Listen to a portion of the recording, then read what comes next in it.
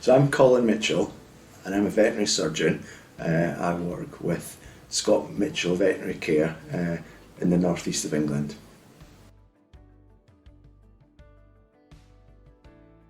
My earliest recollection is probably being about aged 6 years old, I think, at school, and I met with a special lady, and then afterwards my mum took me to what I think was a healthcare setting, and I think it was a speech therapist I was meeting with. I only can recall ever meeting her twice, and my mum is no longer with us now, so I haven't got her to ask, but I think it was about 6. I don't recall ever noticing that I spoke a little bit unusually compared to everyone else. I think it was the speech therapist that probably made me realise I was maybe just a little bit different to the other boys and girls.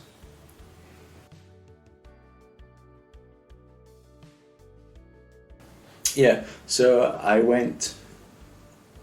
just went to my local primary school, and that was a 5-minute walk from home, and then I went to just my local secondary school, the high school, and that's about a 10-minute walk from home, so I was very much educated locally, and then I went off to Edinburgh University.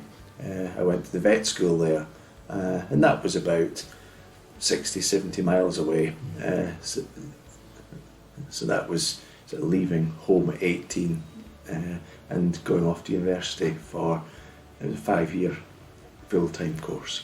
Mm-hmm.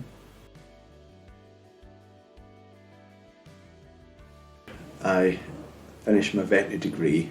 I then found a job in North Yorkshire, and I was there for 3 years, and that was a large animal job. So I was working mainly with horses and cows for the first 3 years of my career, and then I moved a little bit further north to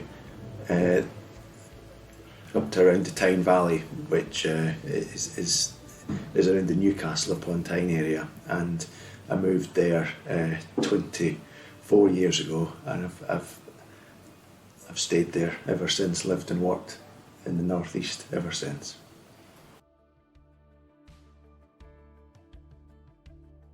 The first one was, so it was in my last job, and it was a Friday afternoon, and there was a horse in the clinic, and the horse had surgery for an intestinal problem, so probably the bowels, and it was my weekend on call, so I was looking after this horse all weekend, and the other more experienced vets in the practice, they weren't very optimistic about whether this horse would survive. And over that weekend on call, I put in a huge amount of work, hours, through the day and through the night, just doing the things I had to do to keep this horse alive with fluids, medication, etc., etc. And I really put everything at it, and the horse lived, and the horse went on to live for another 12 or 13 years, I think. So that was one case I always remember. And the second highlight is when I'd been working as a vet for a while, and then I became a business owner. I became a partner in the practice. So, of course, that was quite a highlight for me as well. And I think the third highlight and a memorable moment was about 8 years ago. We had a client evening where our horse owning clients all came along in the evening, and we'd organised a speaker, and the speaker was there. He was an extremely experienced, very well known vet in his field, and he spoke with a little bit of a stammer, and he was completely unbothered by it, and he spoke passionately, he spoke knowledgeably, he spoke with enthusiasm, and the assembled audience of clients absolutely loved it. And I remember towards the end of the evening, I asked one of the people who were there, who knew very well the clients, if she'd enjoyed the evening and if she had any comments about the speaker's style, etc. And I always remember what she said. She said, I wasn't interested in how he was speaking. It was the fact that he spoke knowledgeably, passionately, he loved his subject, he knew his subject. That was what was enthralling. And that was a real light bulb moment for me, actually. And that sort of switched the focus away from how I speak to what I'm saying. And I think that was quite a highlight for me.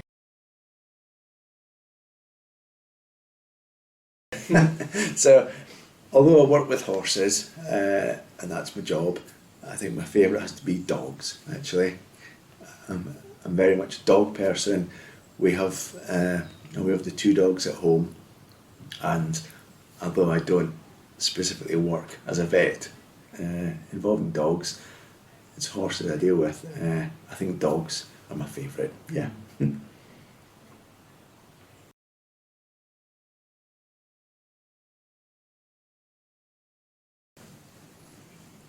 I would say, well, the quick answer is I've managed, and I haven't let it stand in my way.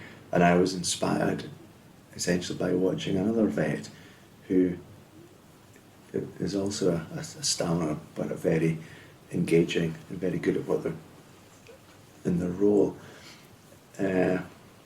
I think I would say largely, although we've talked about speaking in public, etc., that isn't the day-to-day job of a vet.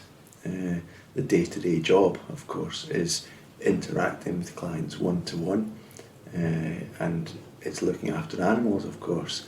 And I think the one thing that an animal owner wants to see from their vet is that they care about their animal.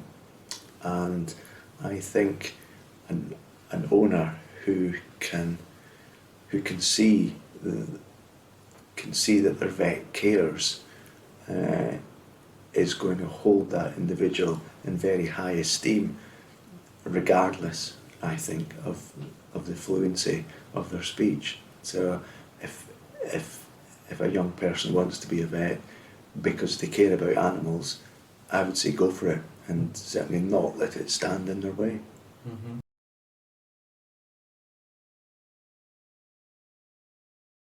Still working as a vet, and I will be for a few years yet. I very much enjoy learning, and in the new year I'm starting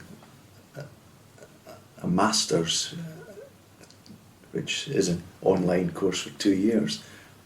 So I'll do that alongside, of course, working as a vet, and I'm very much looking forward to essentially being back in the virtual classroom again and learning again. I would add on this is it's really great that there are organisations such as Action for Stammering Children as a huge source of support for young people and also for their parents as well. I think I would have relished the opportunity to speak with others who were similarly affected and realise that I wasn't alone. So I think it's really good that organisations exist that can help and support young people who are worried about the fluency of their speech.